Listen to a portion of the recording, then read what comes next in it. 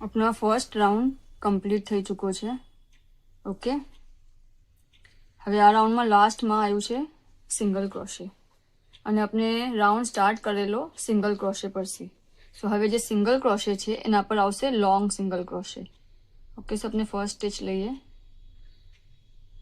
આના પર આપણે લેશું લોંગ સિંગલ ક્રોશે. આ લૂપ છે એના ઉપર નાખશું સેકન્ડ રાઉન્ડમાં અને લોંગ સિંગલ ક્રોશે લેશું.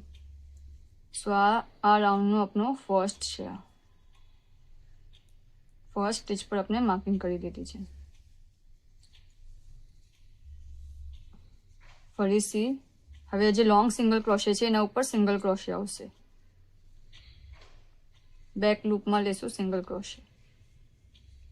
ફરીથી આ લૂપ છે એના ઉપર લોંગ સિંગલ ક્રોશે.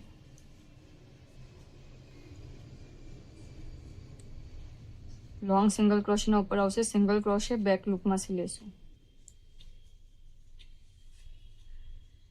જો સિંગલ ક્રોશેના ઉપર આવશે લોંગ સિંગલ ક્રોશે.